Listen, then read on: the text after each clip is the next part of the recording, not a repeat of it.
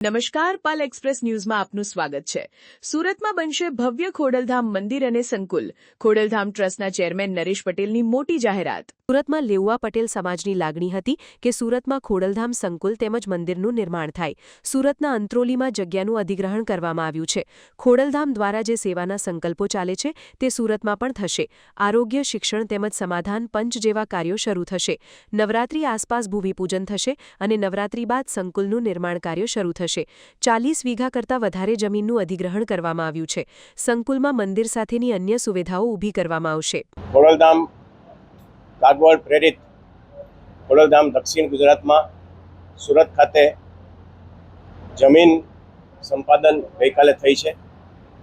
આ જગ્યા ઉપર ખોડલધામ ટ્રસ્ટ કાગવડ પ્રેરિત મા ખોડિયારનું મંદિર અને સાથે સાથે જે ખોડલધામના પ્રકલ્પો સામાજિક લક્ષ્યને લઈને છે, જેમાં કે શિક્ષણ, આરોગ્ય અને સામાજિક એટલે કે સમાધાન પંચ જે ગુજરાતની અંદર 22 જગ્યાઓએ ચાલુ છે। અત્યારે આ બધા પ્રકલ્પો અહીંયા શરૂ કરવામાં આવશે।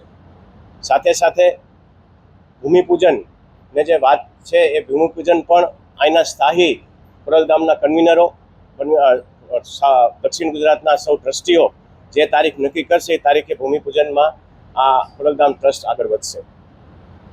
ટૂંક સમયની અંદર મારું માનવું એવું છે કે ભૂમિપૂજન નવરાત્રિની આસપાસ થાય, સાથે સાથે નિર્માણનું કામ પણ નવરાત્રિ બાદ તરત શરૂ થઈ જાય, એટલે કે આ સંકુલ વધુમાં વધુ આ નવરાત્રિ પછી 1 વર્ષમાં પૂર્ણ થાય અને આવતી દિવાળી આવે ત્યાં સુધીમાં આ સંકુલનું ઉદ્ઘાટન થાય એવી મા ખોડલના ચરણોમાં પ્રાર્થના કરું।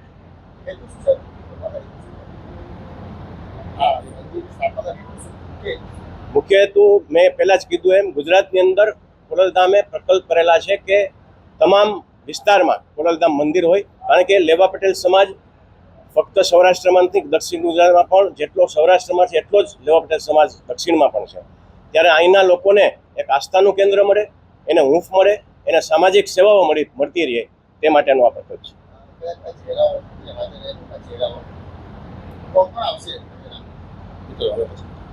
એ દક્ષિણ ગુજરાતમાં તો અમારા આ બધા જે બેઠેલા છે બધા ટ્રસ્ટીઓ છે, એમાં વાપીથી લઈ અને ભરૂચ સુધી, વડોદરા સુધીનું આ દક્ષિણ પટ્ટો અમે ગણીએ છીએ।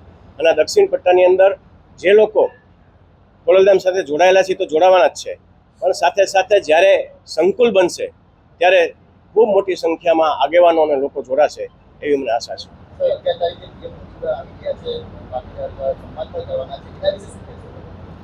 મોદી સાહેબનો પ્રવાસ 11-12 તારીખનો ગુજરાતમાં છે અને ઘણા બધા લોકાર્પણ કરવાના છે। પાટીદાર સમાજ એનું સન્માન પણ કરવાનું છે। તેમાં ખોડલધામ પણ સાથે સંમત રહી અને ખોડલધામ ટ્રસ્ટ પણ પીએમ સાહેબનું સન્માન કરવાનું છે। અત્યારે મેં હમણાં જ જણાવ્યું એમ 40 વીઘાથી વધારે ક્ષેત્રફળ અત્યારે એનું સંપાદન થયું છે, પણ સાથે સાથે અહીંના સ્થાયી ટ્રસ્ટીઓને જવાબદારી આપવામાં આવી છે। વધારે જે આજુબાજુની જગ્યા છે એમાં વધારે કેટલું સંપાદન થાય એ આવતા દિવસોમાં ખબર પડશે।